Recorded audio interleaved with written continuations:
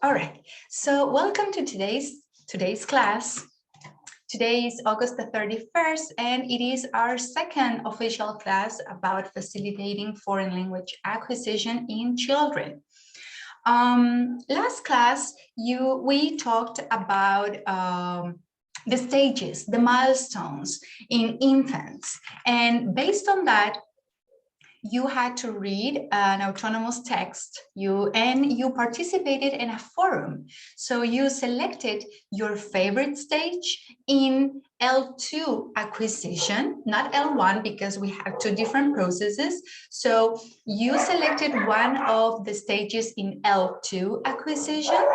You describe why was this stage your favorite, and then you reacted to one of your partners' comments. So in those answers, I checked them. I didn't reply individually. I didn't tell you, oh, you have 5 points, you have 3 points. No, but I did check all of the answers on Educanvas.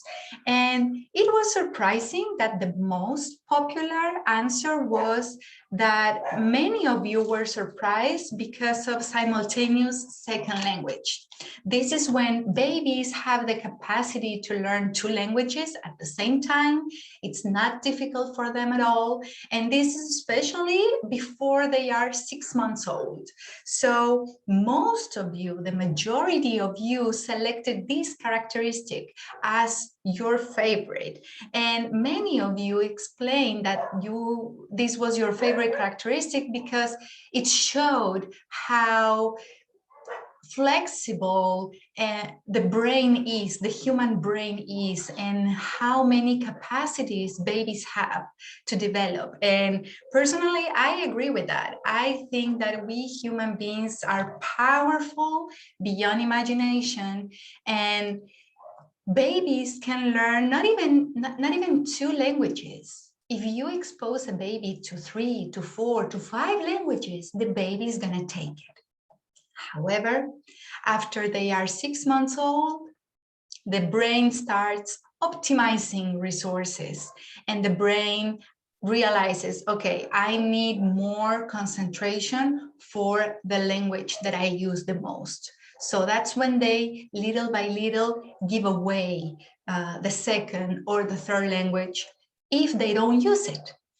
So today, we are going to start our class by taking up this discussion again. You are going to go to little small groups, to breakout rooms, and I would like you to remember the information that you said, this is my favorite stage in second language learning. And I would like you to share a suggestion for teachers. But we're going to check that in the first part of the class. Later, after we do this activity, today we are going to explore affections, how the affective dimension influences the learning of a second language in little children. So we are going to study some characteristics about that. And finally, I am going to explain the instructions for the autonomous task. Before we start, if you want to know your final, your points, because the autonomous activity had 5 points, the majority of you has the 5 points. However, if you want to know your score, I can send you the score. Okay, just let me know. All right. All right. So, based on the information from your text, from your favorite part, your favorite stage for second language acquisition, what recommendation can you give to any parents or teachers? So please take a pen and a copybook and write one recommendation. For example, my favorite stage of second language acquisition is the formulaic stage. This is when the children speak like Tarzan, for example. They don't say, give me the cookie. They say, cookie me, for example. And that is my favorite stage. My recommendation is that when adults, parents, or teachers listen to the children speak like this, that they don't repeat the same, that they give the correct words. It's very common when the child says, for example, oh, this is my, for example, this is my boo-boo. And the adults repeat, oh yes, where is your boo-boo? My recommendation is that the adults model, give the example of the correct version, not that they imitate the formulaic stage, all right? So just like I did it, it's your turn to identify a suggestion. And now we're gonna go to breakout rooms. Remember, we have toddler language milestones from 0 up to 24 months, simultaneous second language learning, which was the most popular in your comments on Educanvas, sequential second language learners, that's when the little child learns a language and then at school or in another country, they learn the second language later in time. The 4 stages of second language learning and the benefits. I remember reading on Educandos about the benefits. Any questions about the instructions? Okay, we are gonna go to breakout rooms. I will write the instructions and we will be there for 5 minutes, no more, all right? Let's go.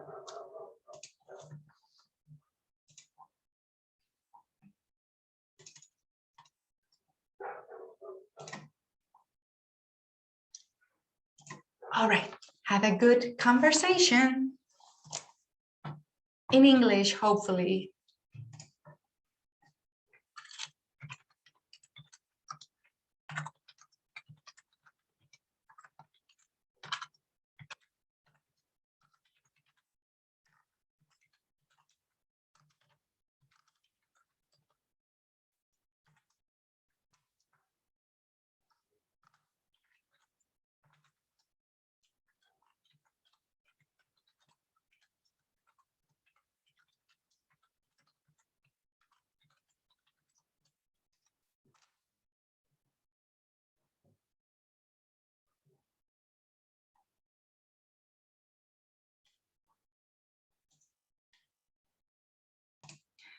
All right, so let's go back to our class. And before we go to the next topic, which is about affective factors affecting the children learning English or a second language, I would like you to type some ideas that you shared in your little breakout rooms. For example, this is something that I heard, and I think it's a very good idea. One suggestion was,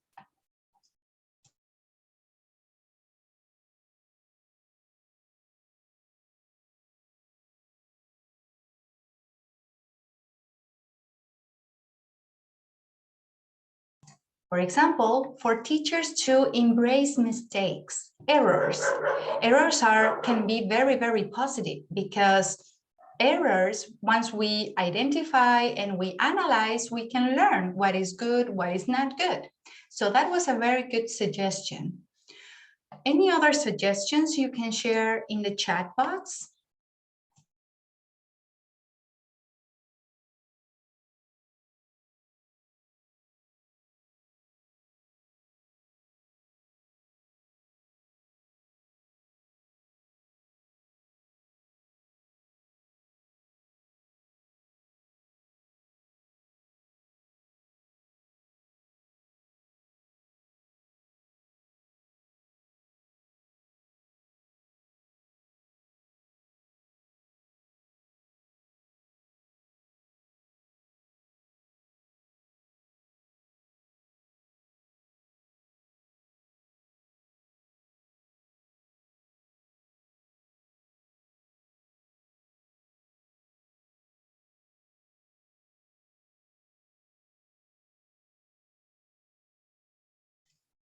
Yes, Francisca, thank you very much. Exactly, to pronounce correctly the words. I know sometimes it's difficult because when we listen to the babies, we can think, oh, he's so cute or she's so cute. Look, listen, they are speaking like this in a very baby talk way. But if we talk to them like babies, it's actually not helping them. So Francisca, yes, pronounce correctly helps them very much. Okay, so that's it for the stages of L1 and L2 acquisition. And now we are going to start with a new topic. Before I go with the main information, I would like you to read this little text. And please think, what is to educate? It's a very big word. It's a very general concept. What is to educate? And what is a true educator? What do you think?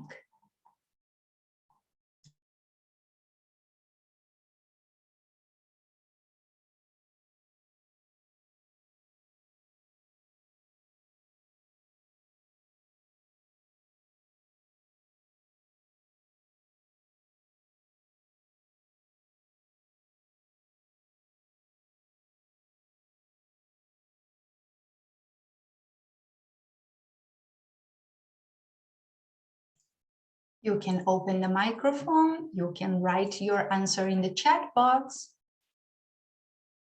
Let's see what you think.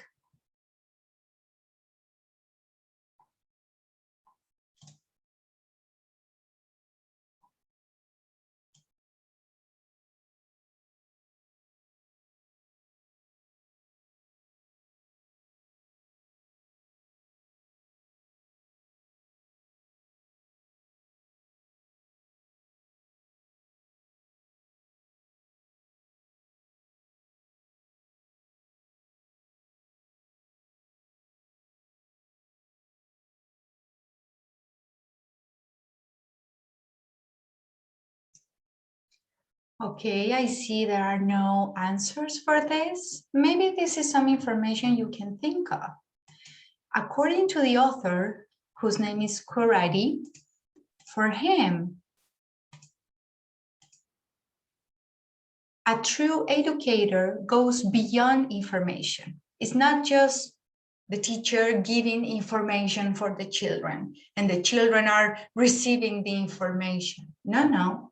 For this author, a true educator, I'm going to read, quote unquote, is the person who will help children transform information into knowledge by using three things: the head, the hands, and the heart. Do you agree? Can you show me a reaction if you agree or not, or so-so?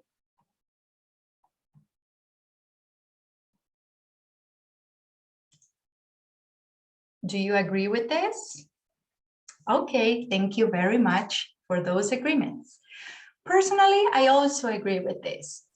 And today we are going to explore how can we help or how can we consider the affective dimension to support little children who are learning a second language.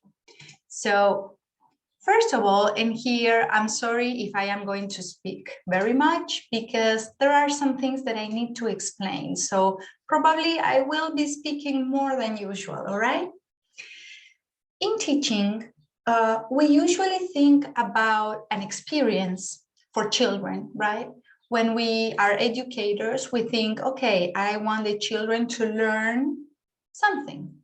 And that's what we call a goal or an objective. Usually in school, when you are older, the teacher writes the objective on the board, right? We're always thinking about objectives, even with little children. And when we think about objectives for the learning experience, we can think about a cognitive objective. That means information or skills or abilities that can help the children or the students to process the information. For example, the students will identify the animals. That can be a cognitive objective. Or, for example, the students will summarize the main idea connected to the other course that we are doing. That is cognitive information. And look at the information in there. It says, this is where we find Bloom's taxonomy. I have a question for you. Are you familiar with that? Are you familiar with Bloom's taxonomy? Just let me know yes or no.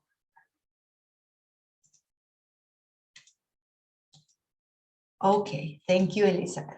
Thank you very much. So yes, you can check on Bloom's taxonomy verbs, and we use them to explain the cognitive objectives. However, in early childhood education, when we work with little children, we do work with cognitive aspect, but that is not the most important, or it's not the only aspect. We also work with the affective domain. For example, the children will share their toys with other children. That could be an objective, and I can help the children how to share. And the other domain that we are not going to check today is the psychomotor domain. That is about your body. For example, what we just did at the beginning of the class, making circles with your neck and stretching, that's for the psychomotor domain. Today, we are going to concentrate on this one. Listen to this case. I'm going to read for you a situation, an imaginary situation. And by the end of the case, I want you to answer one question, okay? Imagine a 5-year-old is in an EFL class. Could be a boy, could be a girl, any. It's a kid. A child is in your class, and you are teaching English as a foreign language, EFL, okay? It's a boy. He does well on vocabulary and grammar worksheets. So if you say, for example, point at the giraffe, the boy points. If you say jump, the boy jumps. He recognizes the vocabulary. He did excellent on matching up animal vocabulary, including cat, to the pictures. Okay, so we know the boy understands the information. He understands instructions. Can you please stand up? Can you please sit down? Can you please open your eyes, close your eyes? What's your name? How old are you? Simple questions. He understands. And the teacher asks a question in English. The question is, how many cats are in the picture? The answer could be a number. Could be 1, 2, 3, 4, 5, any number. And the boy does not answer. But the boy understands. The boy knows the information. The boy is okay with English. But the boy doesn't answer. What is the problem? What do you think?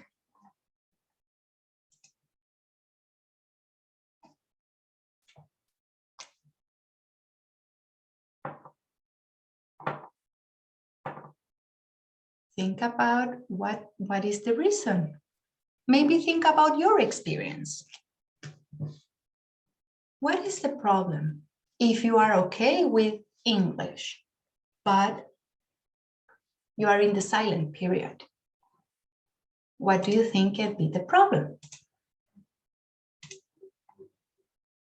Anyone?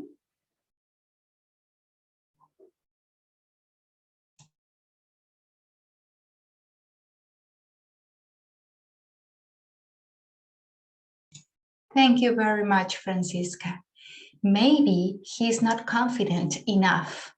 And that is a big, big deal, because it's not only about motivation. Last week, we read about how important it is for language teachers or English teachers to motivate the students, right? But sometimes it's not about motivation. Sometimes it's because the students feel nervous or they are very shy, and so they don't speak.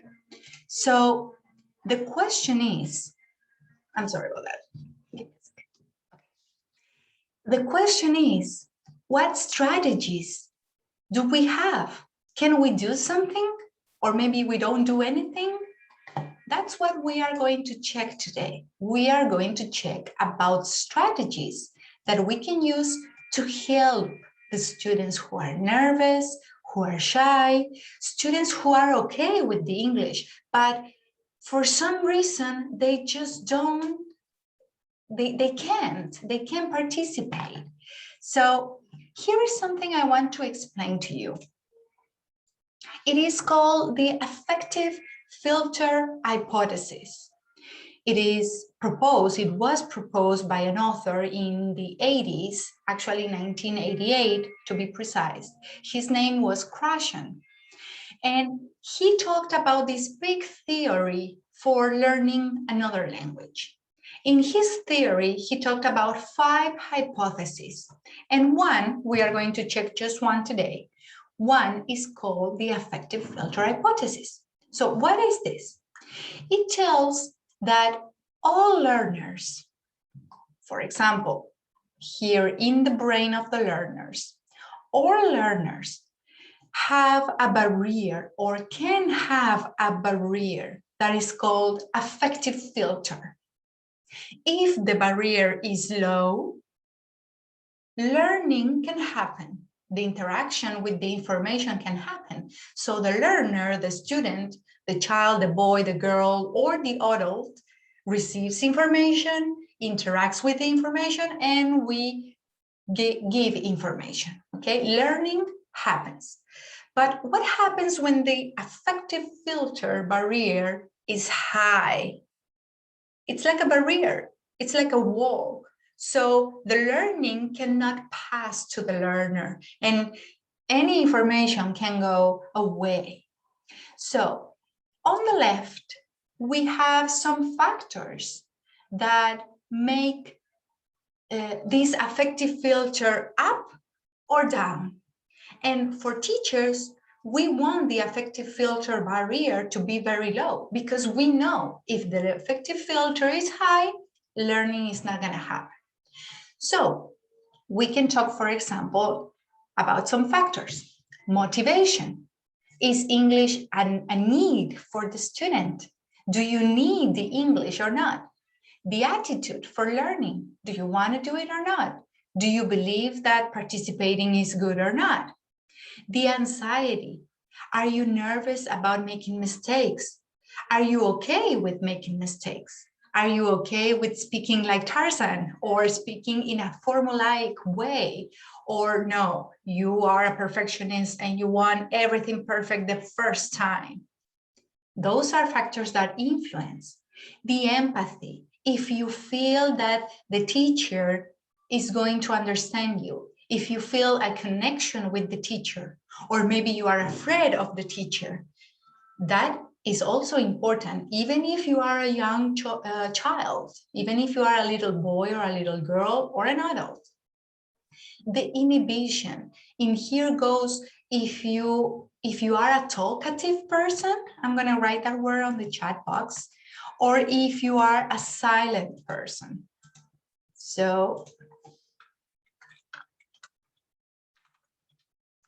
you are talkative, if you like speaking in general in your life, or maybe you are more reflective. It's not that you are shy, but maybe you are just not very talkative.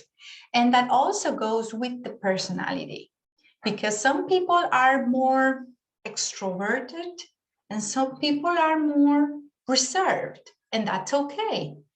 All of these factors we teachers take into consideration. And every time we plan an experience for learning, we think, okay, how can I motivate, for example, that student?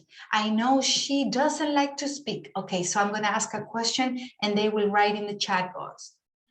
But how do we do this with little children?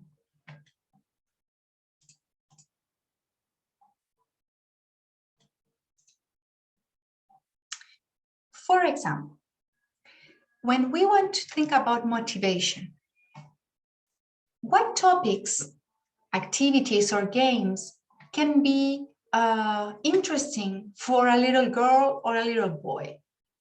If I show a girl or a boy the news on the TV, are they going to be interested? Maybe, but probably not. They like other topics. Can you tell me what topics do they usually like? We are checking the first section on motivation. What topics, what games? For example, I don't know if this is, what was the name of the cartoon? You can help me. You can write in the chat box in the meanwhile. So, motivation.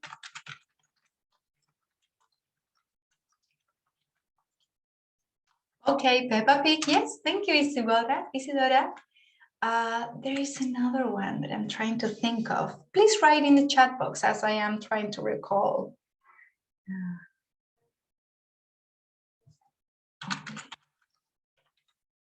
I'm not sure. I think Only Us.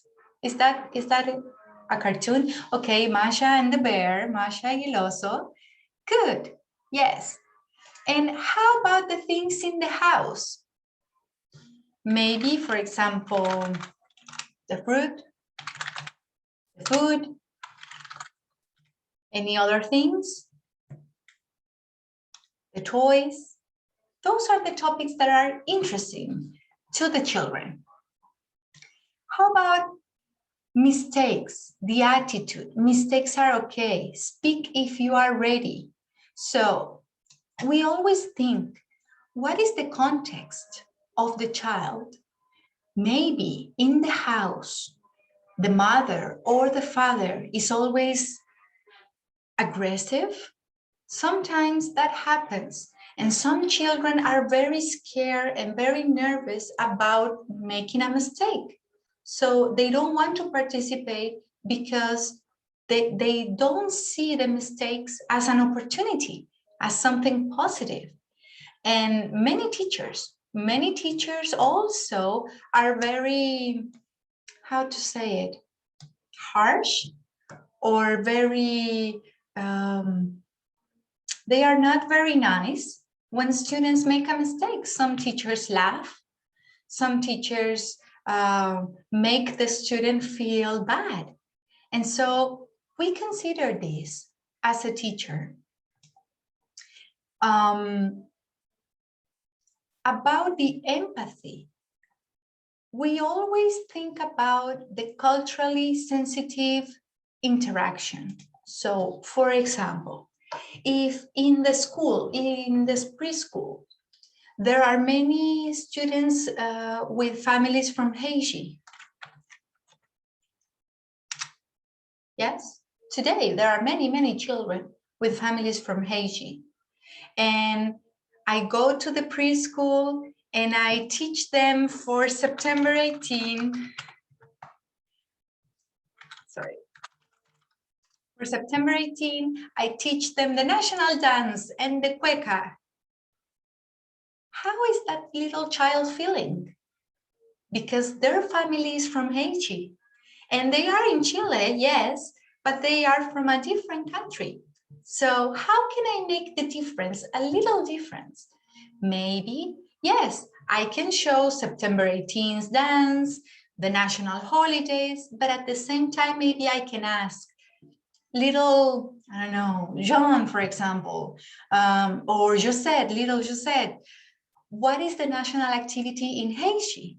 And so the little girl will feel a little bit more accepted, right? That is the culturally responsive aspect, and it's very important.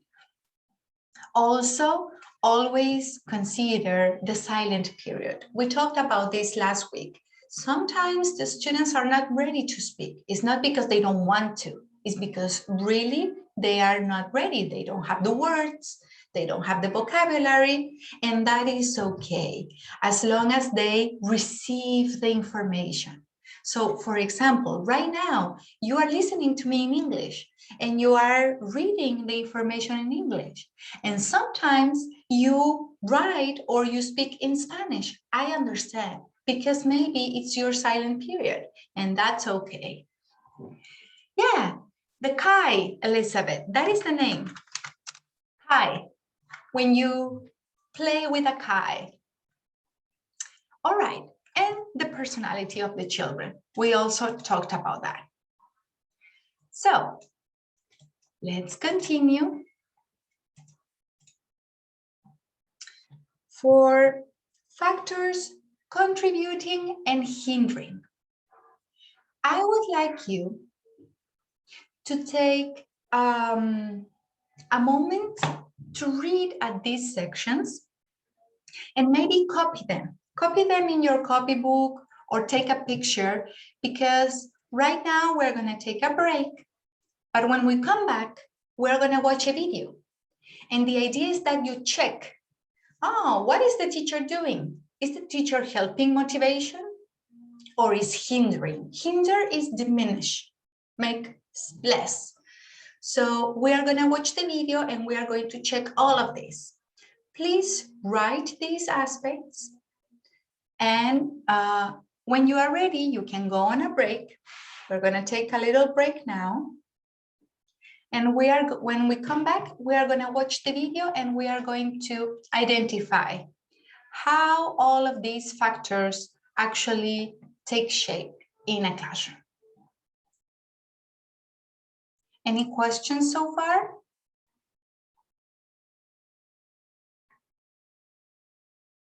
Any comments?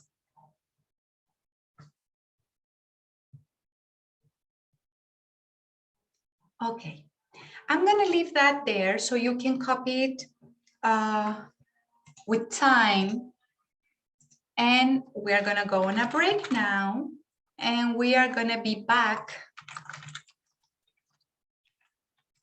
at 6:40. All right, 6:40. I will see you after the break then.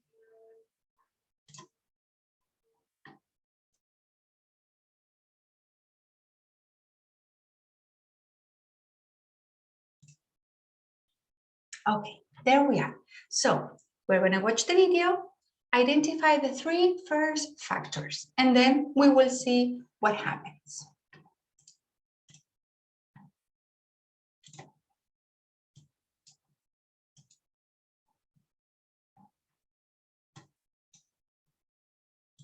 This is Mark. Thanks for watching. Story, story, story, story, story, story, story.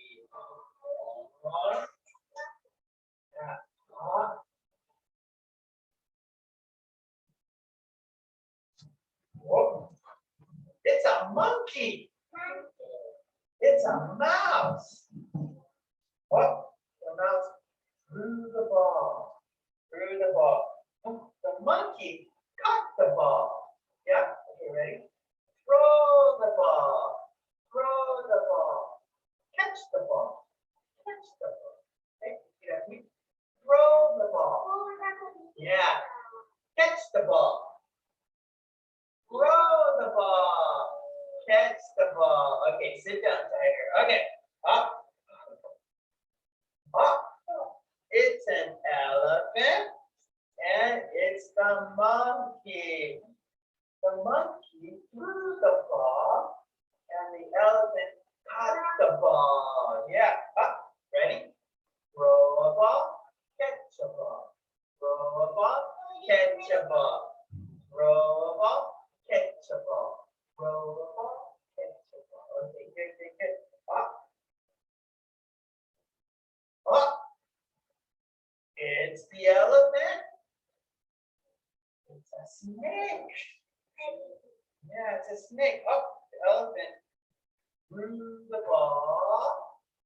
Who's going to catch the ball? Who's going to catch the ball? The snake caught the ball. Catch a ball. Catch a ball. Catch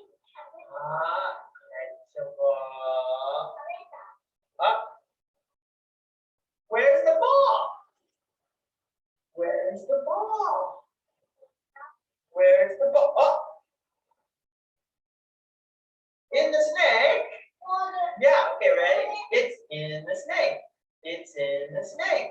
It's in the snake. Up, up, up, up, up. Achoo!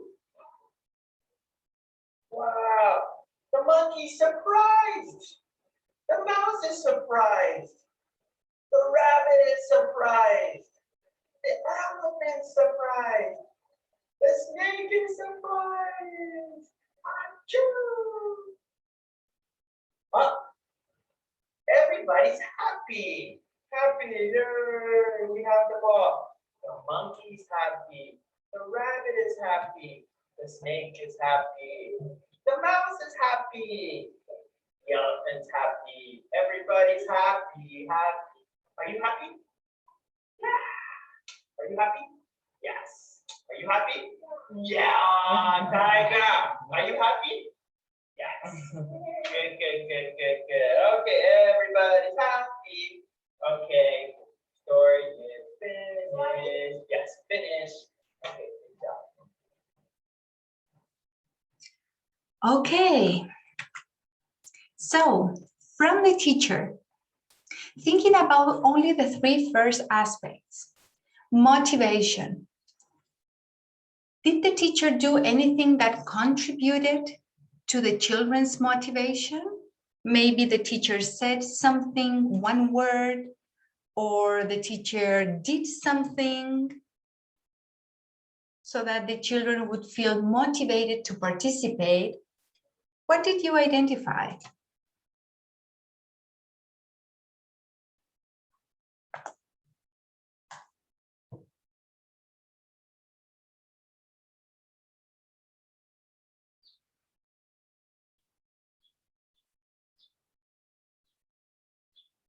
Anybody?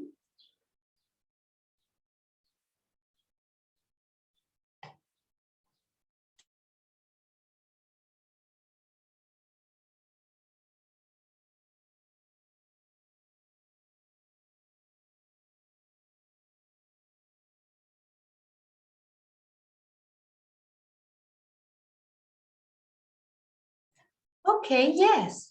Thank you, Geraldine. So your answer is connected to the second idea. The topics and the activities were interesting for the children because it was about the animals, about a ball, and it was about the story, which is also interesting for the children. One thing that the teacher said that could be to help the children to be self-confident, he said, yes, very good, correct. So you are helping the children to feel, oh, yes, I can do it. I'm doing it, right? Also, thank you, Camila. The teacher expressed a lot with hands, and he would say, throw the ball, catch the ball, and do many aspects. So we can connect that with the self-confidence and also helping the students understand information, right? How about well, the stories, we talked about that, and the topics of the animals. How about the risks? Is the teacher asking the children to take risks? That is a very important part of motivation and of the attitude. You are helping the students to value that they can do it, to try, that it's good that they can answer a question. So we are going to check the video one more time, and I want you to concentrate on the three final aspects. Check if the teacher is inviting the children to take the risk, to ask a question, to participate. Sometimes teachers don't ask, don't invite the students to participate, and that is very important. So check if the teacher is inviting the students to participate, to take risks. Check if the information from the story is relevant or culturally sensitive to the children. And finally, if the teacher is considering introverts or extroverts, okay? We're gonna check the video one more time. This is Mark. Thanks for watching. Okay, ready? Oh, No. that is the previous one.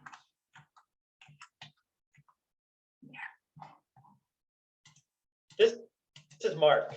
Thanks for watching. Story, story, story, story, story, story, story.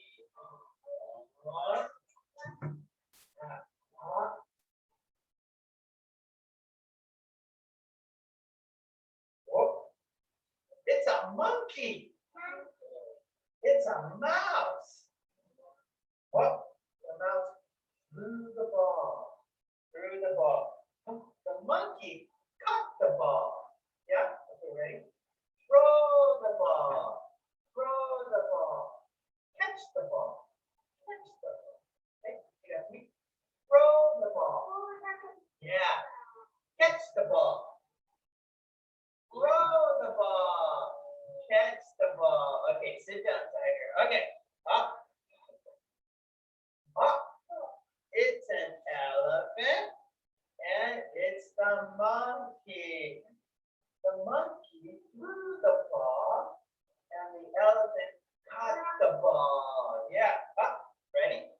Throw a ball, catch a ball. Throw a ball, catch a ball. Throw a ball, catch a ball. Throw a ball, catch a ball. Good. Up. Up. It's the elephant. It's a snake. Yeah, it's a snake. Oh, the elephant threw the ball. Who's going to catch the ball? Who's going to catch the ball? The snake caught the ball. Oh no. Ready? Catch a ball. Catch a ball. Catch a ball. Up. Where's the ball? Where's the ball? Where's the ball? Oh. In the snake? Yeah, okay, ready? It's in the snake. It's in the snake. It's in the snake. Up. Achoo! Wow, the monkey's surprised. The mouse is surprised. The rabbit is surprised. The elephant's surprised. The snake is surprised. Achoo! Everybody's happy. Happy. Yay, we have the ball. The monkey's happy. The rabbit is happy. The snake is happy. The mouse is happy. The elephant's happy. Everybody's happy. Happy. Are you happy? Yeah. Are you happy? Yes. Are you happy? Yeah, Tiger.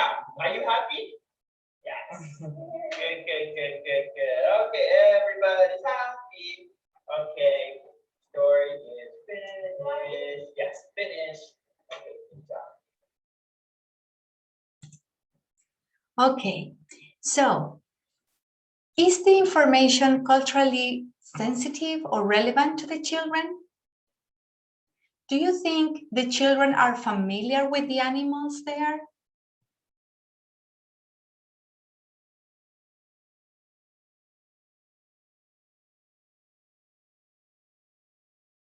Or maybe the animals are not part of the children's lives. That's what we have to think. Is this information part of the children's lives? Is it respectful of the children's identity?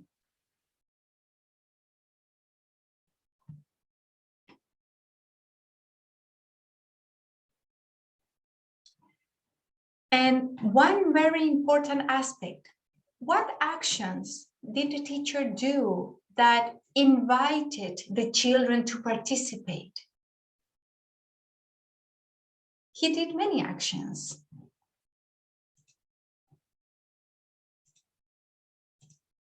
Can you remember one of the actions?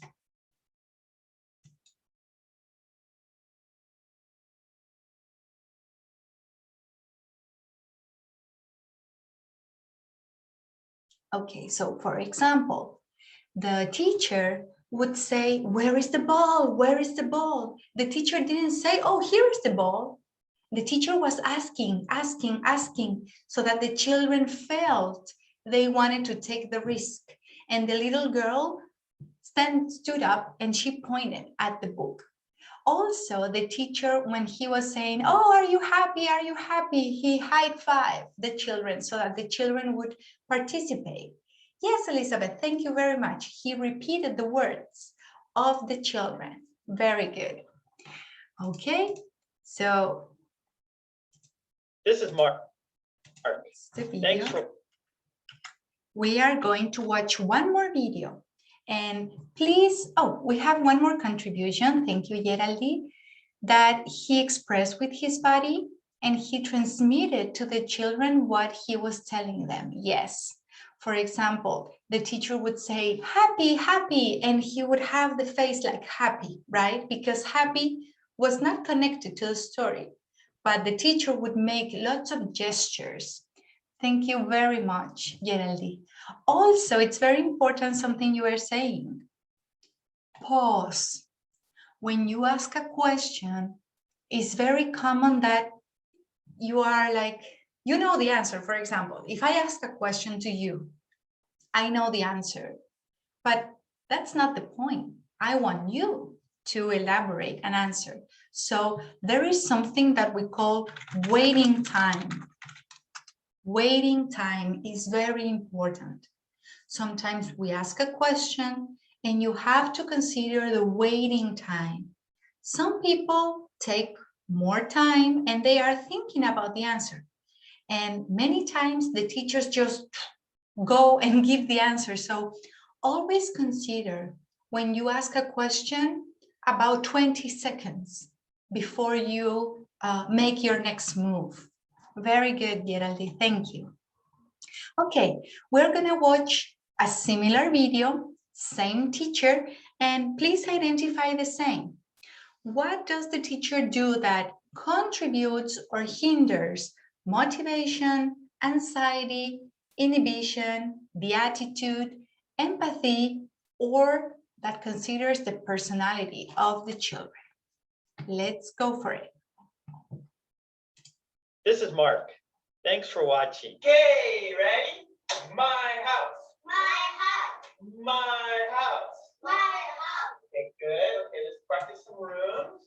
Bedroom. Good. The bedroom. The kitchen. The kitchen. Nice. The living room. Good. The living room. The bathroom. Yes. Okay. Now, what do we do in these rooms? Okay. Where do we get dressed? Which room? Get dressed. No. Yeah, in the bedroom we get dressed. In the bedroom. Good. Where do we pour milk? In the kitchen. Good. We pour milk in the kitchen. Where do we take a bath? Yeah, we take a bath in the bathroom. Good. Where do we watch TV? In the living room. We watch TV. Okay. Now, things, okay? Ready? Okay. Challenge, shuffle. Oh, wait. Sorry. Let's do the big one first. Where's the towel? Yeah, where is the towel? Okay, oh, sorry. Let's practice first, okay? You say it's in the, okay, ready? It is in the bathroom.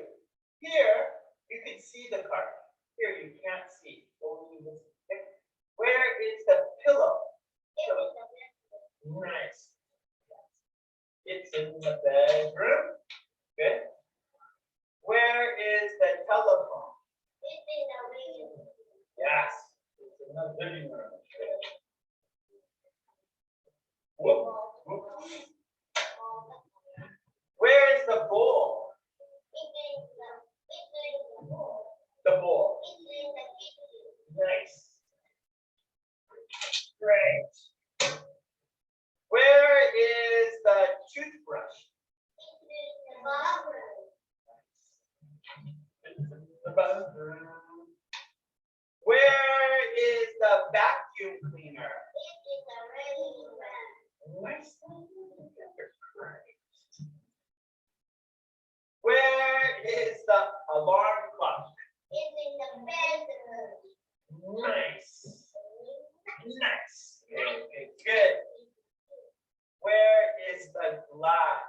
It's in the kitchen. Yes, it is. Okay, one more. Where is the shower? It's in the bedroom. Bathroom. Okay, let's review. Ready, real quick. Ready, go. It's in the kitchen. It's in the bedroom. It's in the kitchen. It's in the living room. It's in the bathroom. Good job. Nice, nice, nice, nice. Okay, great. Okay. This is Mark. Okay, so here I have a new question for you.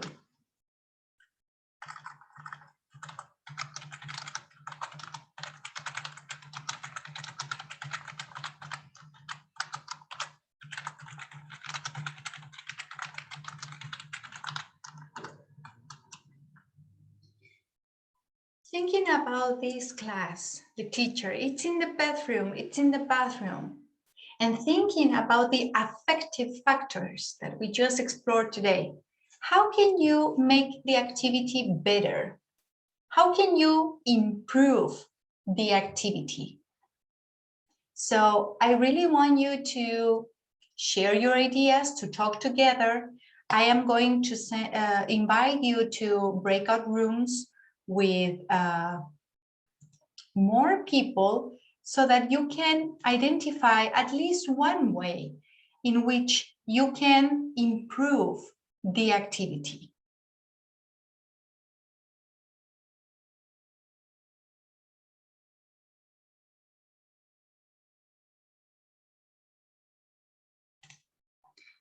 Okay, so now we are going to the end of our session today. And let's go here. So, could anyone share what would you improve from this class? Think about the affective factors that influence the language of a second, the learning of a second language. What would you improve in this session? Anyone?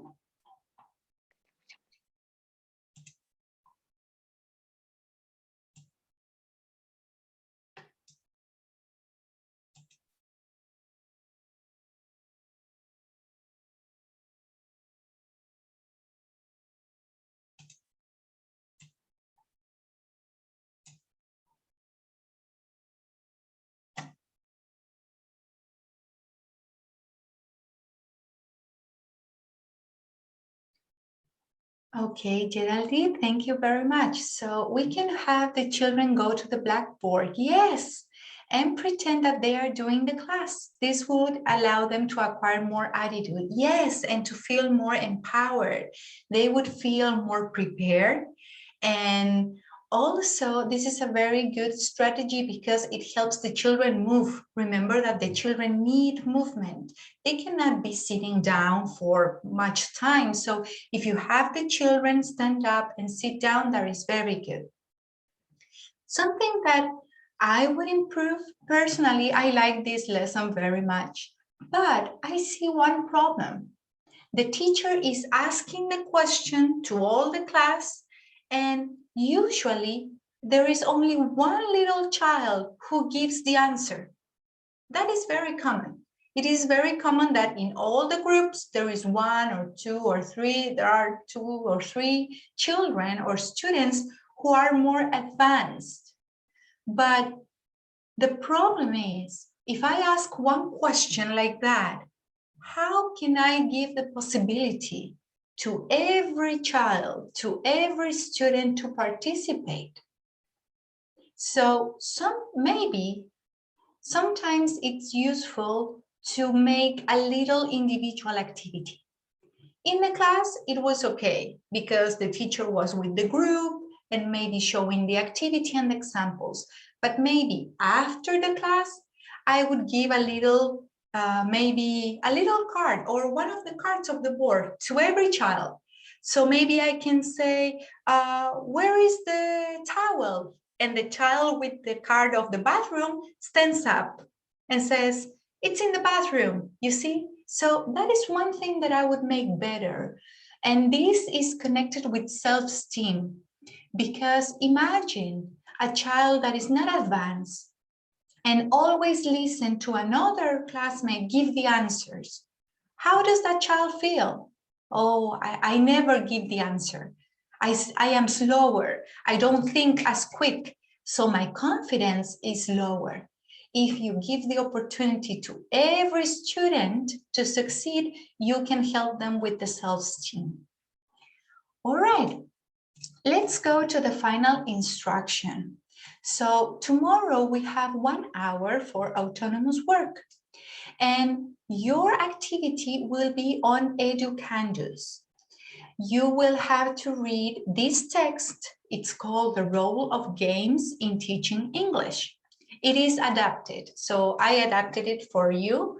You have to list the main ideas and describe why are one of the main ideas. Select one of the main ideas and describe why is this important. And finally, choose one of the games in the reading. How would you adapt it for pre-K students? In the reading, they will share 5 games, I think 4 or 5 games. Let me show you. So I'm going now to Educandus so you can see what I'm talking about. Here I am on my Educandus. This is what I see. So we are here in our class and we are in unit number 1, and here is the activity for tomorrow. If I click there, I will go here to the instructions of the activity. We have, this is the progress work number 2. You have to read the text, list at least 3 main ideas or more. If you do this, you will have your 3 points, and then explain in your opinion about one main idea, why this is important, with examples, all right? And finally, select one of the games in the reading and how would you adapt it to pre-K students. Ideally, consider in your answers the information that we have been exploring, the information from L1 stages of language acquisition, L2 stages of language acquisition, and now the affective factors affecting the learning of a second language, right? So we have explored lots of information, technical information, and ideally in your answers, you should include some of those information, all right? So the deadline is September the 3rd. Ideally, you should present it tomorrow, but if you can do it on Thursday or Friday, and it's until 5 p.m. At 5 p.m., I will check your answers. And the text is on Educandus as well. So this is the text, right? You can open it, it's a Word document, and it seems long, but it's not that long. All right, so it's about children and about games. Any questions, any comments?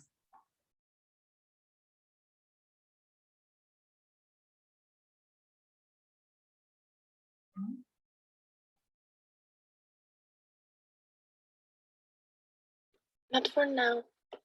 Thank you, Francisca.